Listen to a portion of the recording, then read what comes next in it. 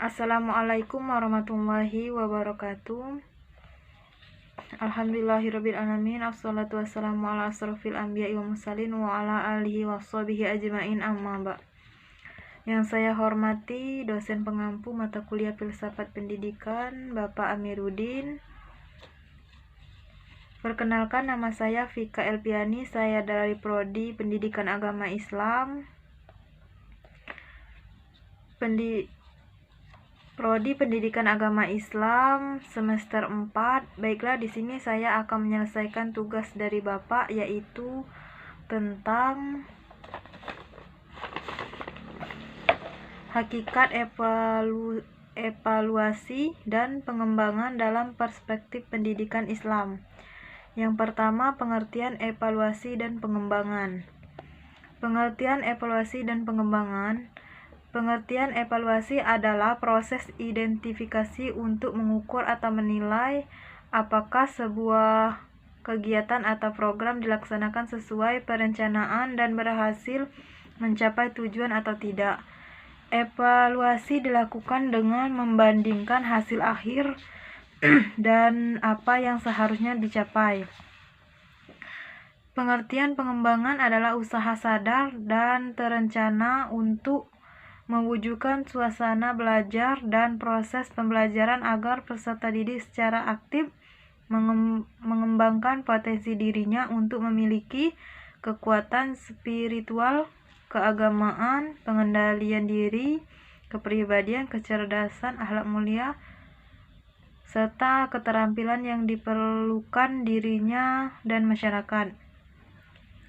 Yang kedua, tujuan evaluasi dan pengembangan. Secara spesifik, berikut ini adalah beberapa tujuan dilakukannya kegiatan evaluasi.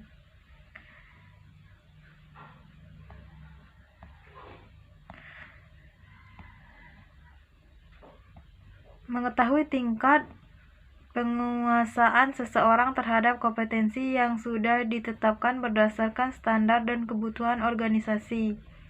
Mengidentifikasi kendala-kendala yang dihadapi sehingga dapat dilakukan diagnosis serta memberikan kesempatan untuk meningkatkan kemampuan objek evaluasi.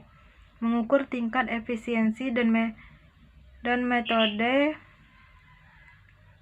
dan aktivitas sebuah media, metode, atau sumber daya lainnya dalam pelaksanaan sebuah kegiatan. Tujuan pengembangan pendidikan Islam yang hendak dibidik dewasa ini adalah untuk membimbing, mengarahkan, dan mendidik seseorang untuk memahami dan mempelajari ajaran agama Islam. Yang ketiga, macam-macam evaluasi dan pengembangan pendidikan Islam. Di antara macam-macam evaluasi prestasi belajar adalah sebagai berikut. Yang pertama, free test dan post test. Yang kedua, evaluasi prasyarat. Yang ketiga, evaluasi diagnostik. Yang keempat, evaluasi formatif. Yang kelima, evaluasi sumatif. Yang keenam, ujian akhir. Yang ketujuh, evaluasi penempatan.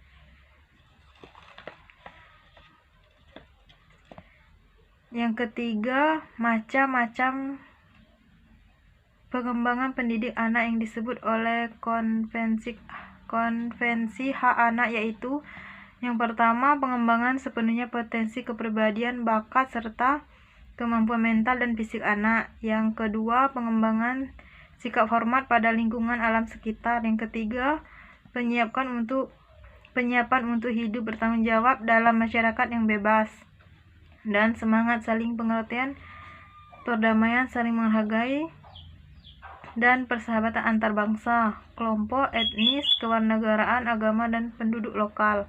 Yang keempat, pengembangan sikap hormat kepada orang tua.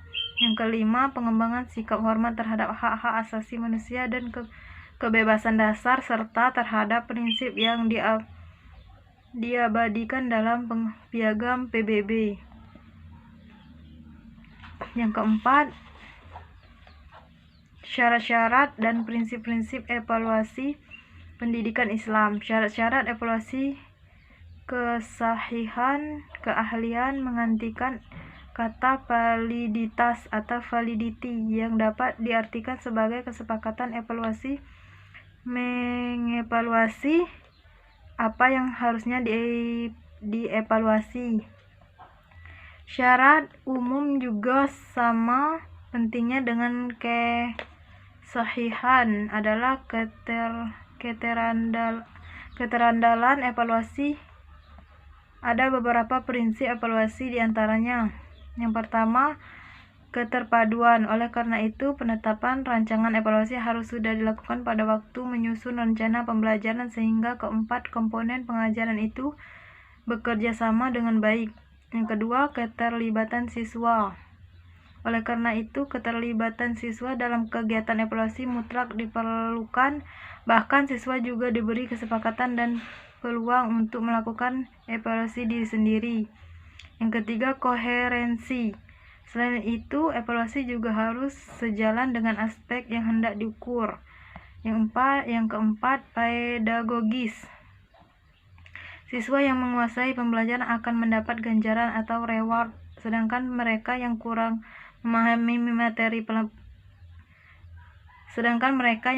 memahami materi pembelajaran, evaluasi ini sebagai hukuman.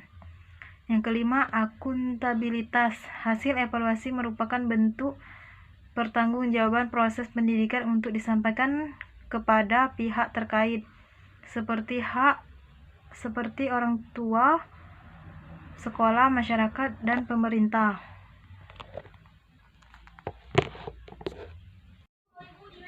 Selanjutnya, hakikat masyarakat dalam perspektif pendidikan Islam.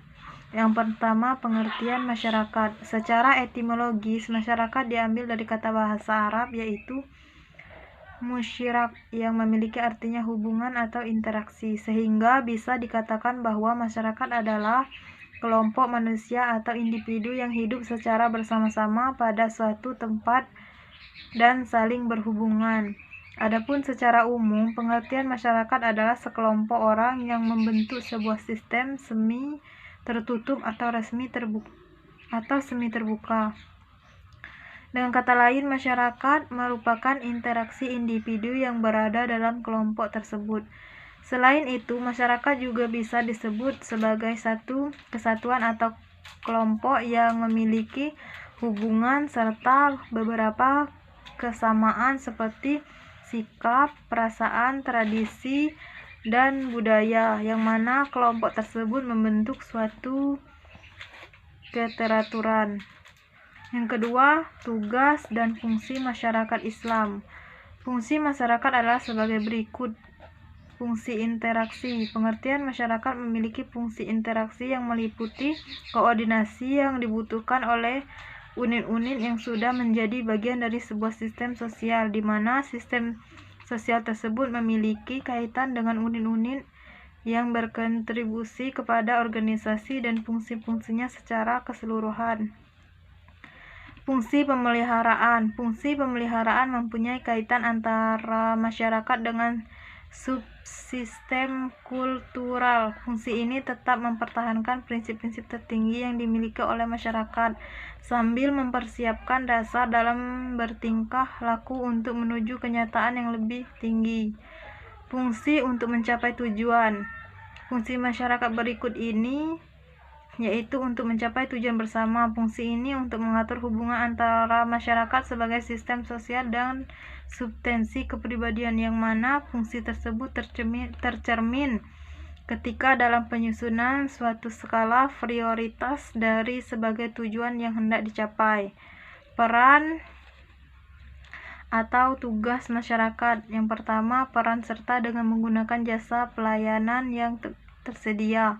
Yang kedua, peran serta dengan memberikan kontribusi dana, bahan, dan tenaga. Yang ketiga, peran serta secara pasif. Masyarakat dalam tindakan ini menyetujui dan menerima apa yang diputuskan pihak sekolah atau komite sekolah. Misalnya, komite sekolah memutuskan agar orang tua membayar iuran bagi anaknya yang bersekolah, dan orang tua menerima keputusan itu dengan mematuhinya. Yang keempat, peran serta melalui adanya konsultasi. Pada tingkatan ini, orang tua datang ke sekolah untuk berkonsultasi tentang masalah pembelajaran yang dialami anaknya. Yang kelima, peran serta dalam pelayanan. Orang tua atau masyarakat terlibat dalam kegiatan sekolah. Misalnya, orang tua ikut membantu sekolah ketika ada studi tour, pramuka, kegiatan keagamaan, dan lain sebagainya. Yang keenam, peran serta sebagai pelaksana kegiatan. Misalnya, sekolah minta orang tua atau masyarakat untuk memberikan penyuluhan pentingnya pendidikan, masalah gender, gizi, dan lain sebagainya. Dapat pula misalnya berpartisipasi dalam mencatat anak usia sekolah di lingkungannya agar sekolah dapat menampungnya menjadi narasumber, guru bantu. Yang ketujuh dan yang terakhir, peran serta dalam pengambilan keputusan. Orang tua atau masyarakat terlibat dalam pembahasan masalah pendidikan baik akademis maupun non-akademis dan ikut dalam proses pengambilan keputusan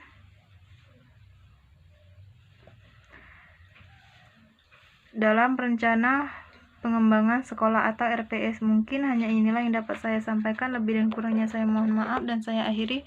Wassalamualaikum warahmatullahi wabarakatuh.